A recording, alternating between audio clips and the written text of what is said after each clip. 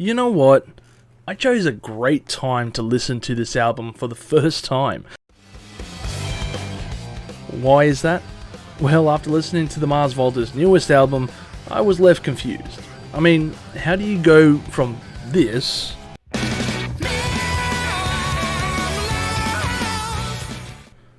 to this?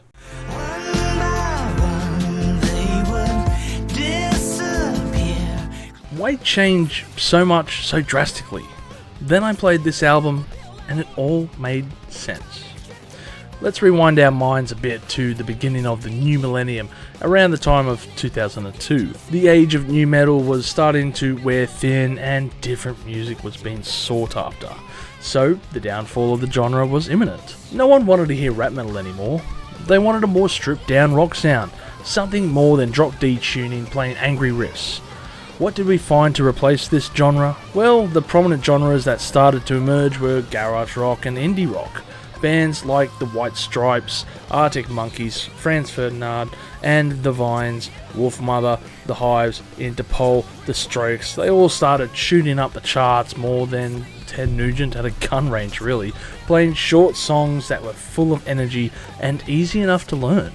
So, in a time of short and simple songs, how did a band that played complex rock music mixed with jazz fusion, prog, neo-psychedelica and Latin with tracks in excess of 10 minutes long make it big in 2003?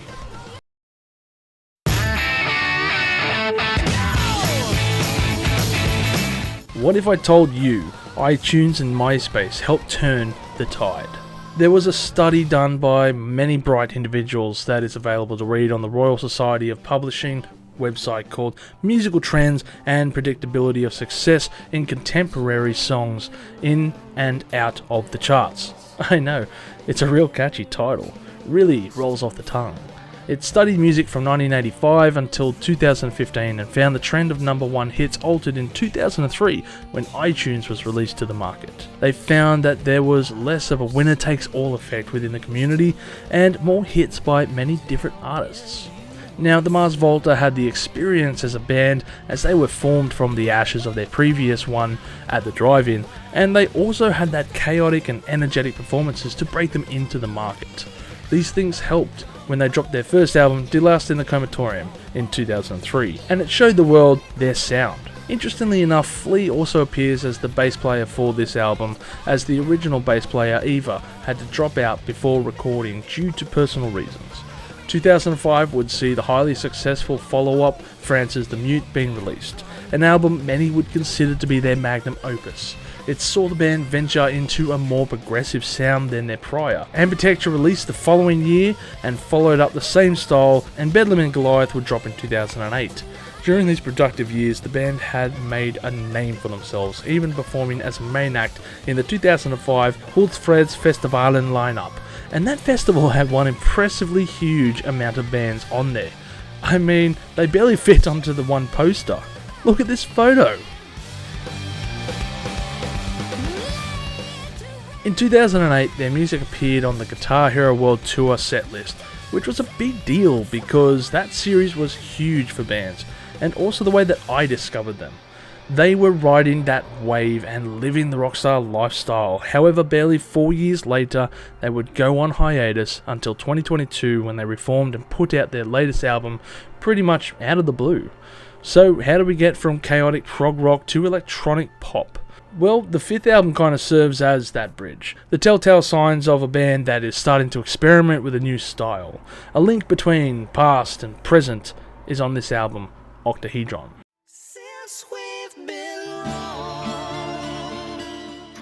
June 2009, and the Mars Volta have released their newest album, Unto the Masses, only a mere 18 months after their previous, and it shows a new direction for the band. It does seem that the band have slowed down their songs and shortened them at the same time. Guitar work is reduced, and even the band is reduced from a 9-piece to a 6-piece, which does give it a stripped down kind of feel compared to the almost big band sound from the previous albums, where guitar solos were accompanied with horn and percussion sections. It's somewhat like a loss of personality to a degree, replaced with more ambience and electronic sections. I think it's important to note that Omar had released numerous albums as a solo musician, guest musician, or part of a band. Shortly before doing the Mars Volta, he was in a dub band called De Facto, which I recommend to hear their album Legend of the Four-Tailed Scorpion.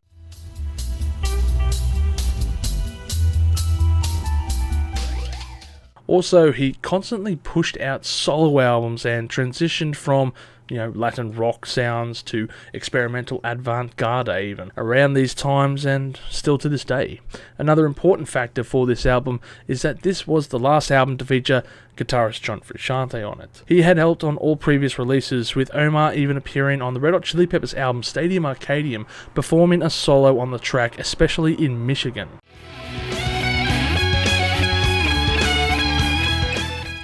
Another factoid to take away from this album is that Omar stated that he likes to work on at least 2 or more projects at a time, but when Bedlam was being recorded, there was a lot of issues, and as such it required him to focus solely on that project, one he described as an arduous record to produce. Now, some people might work like this, but I struggle enough with one project at a time, and if you are stuck in a record studio frustratingly making a record that is sucking the joy out of you while contemplating the other records that you are writing at the same time, well, it just doesn't take a genius to see this could be an issue. Maybe Omar was feeling creatively stifled when he was recording Bedlam and just decided to change pace here. Maybe frustration got the better of him. Maybe the rock and roll lifestyle was catching up. Either way, this record could have been quite a disastrous effort, so I think it's a miracle that it's actually pretty good, all things considered. Alright, let's discuss the songs.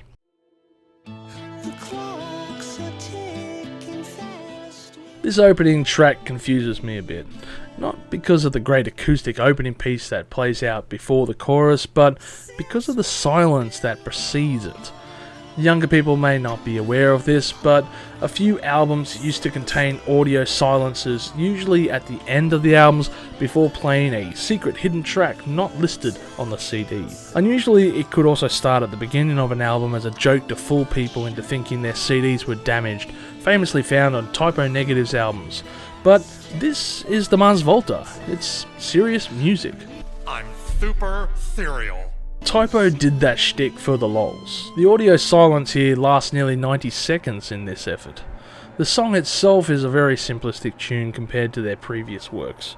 Acoustic guitars fill the air, accompanied by gentle electric segments, before a subtle drum beat kicks off the rhythm section with the bass work. This song was supposed to be on the Bedlam of Goliath record, but the band didn't feel that it really fit the tune of that.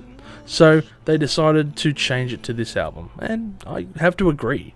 The right move was made here to delay it and use it as the opener for this album. This song was also the lead single for the North American market, while the rest of us got Cotopaxi. It certainly sets the pace of change for the record, and this track is a solid and somber opening piece.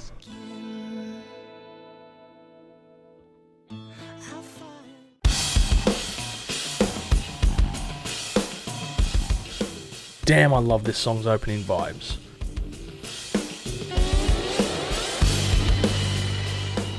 That drum just hits right and hits hard. The bass work is mildly smooth, equally psychedelic and more prominent, letting them take the rhythm for various extensions with no guitars to accompany it. The guitar work is spread out on here, but akin to a thin layer of Vegemite on toast. Just the way it should be. Because the drum work is the true bread of this song. I love the build up of volume towards the end as it starts to get a bit more chaotic. However, I can't help but say it feels somewhat anticlimactic when it gets to the end and the energy builds and the song just abruptly ends. Still a cracker song though.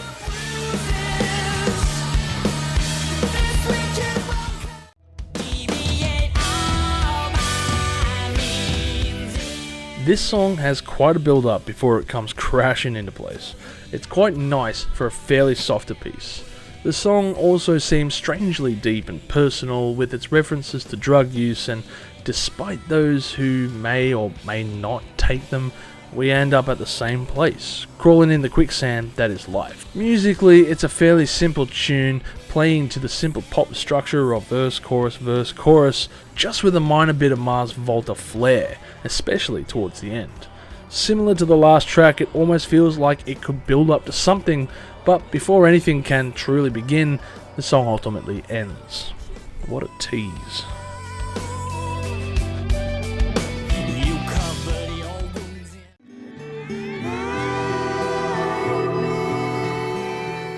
This piece is a nice slow and somewhat somber feeling tune with the Mars Volta delivering their semi-decipherable lyrics within. The tune itself is mostly an acoustic piece with the occasional guitar tunes overlaid in an atmospheric approach, and I feel it does add value to this song. It's not overwhelming enough to take away anything within, but it's just not that simple that it's background noise either. The only thing that I have a problem with is this style goes on for 5 minutes before eventually fading away with various sound effects in a very Pink Floyd-esque sounding outro. As a standalone track, it really doesn't work well, but on a full album playthrough, it does work. Maybe if this song had a bit of a loud build-up at the end, it could blend in even better with the following track, but then again, who knows?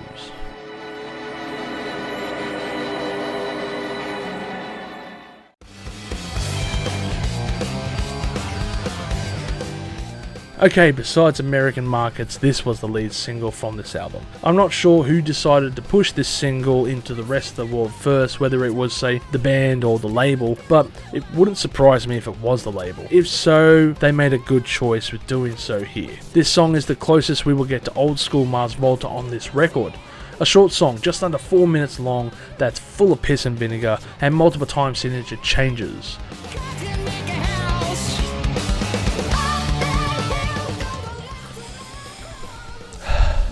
Smell that jacked up chaotic sound? That's the Mars Volta I love. Frusciante joins us on this song, playing the wah effects of course in the background, as this song goes from 4/4 to 9/4 to 11/8 changes, all within the blink of an eye, and it's a great song to play loud. As said before, it's like old school Mars Volta came back just for this track. Seriously, this song could have made an appearance on their first album, and it would have blended in. A fantastic effort by the band on this track, and it certainly is up there.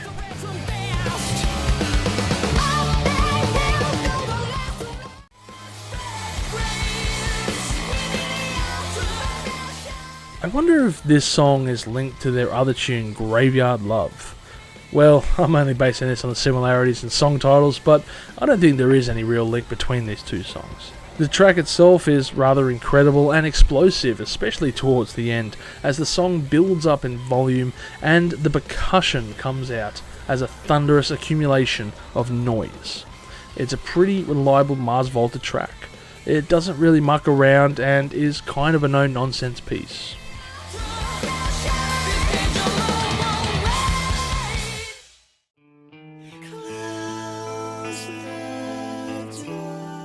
Nicholas Copernicus was a Polish astronomer who lived during the 15th and 16th centuries, and he put forth the theory that the Earth revolves around the Sun, which was a big deal at the time. The song is a change in pace, with it being very electronic and slow-paced compared to the other songs on this record.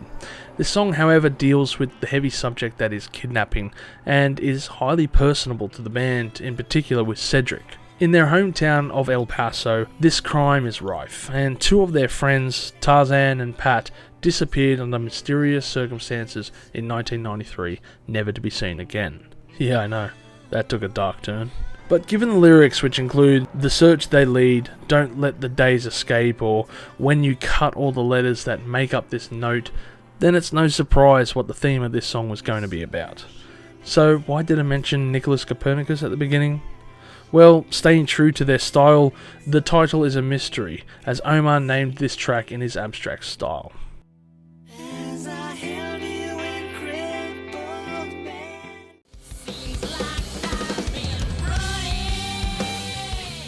The last track on the album, as well as the longest. And again, there is a large fill-in silence at the beginning. What is the deal with the Mars Volta doing all these silences at the beginning of their songs? It's a spin out when you're playing it, and it's very plausible to think in this day and age, is this song buffering? Do I have slow connection speed? Well, after a minute or two, the song eventually builds up.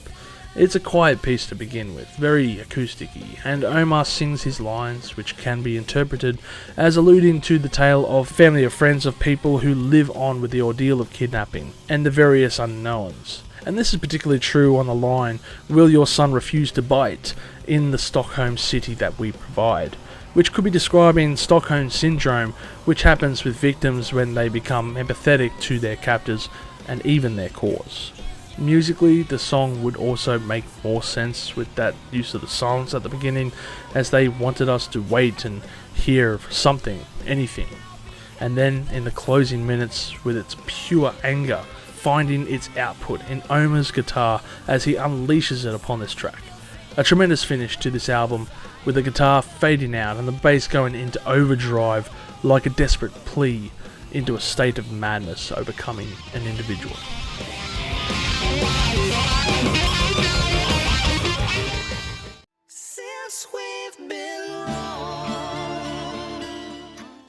Overall, I would say this is a fairly decent album, and a fantastic entry into their catalogue, and I would rank it 8 million chilies on the spicy scale, with my favourite tracks being Teflon, Cotopaxi and Lucifons.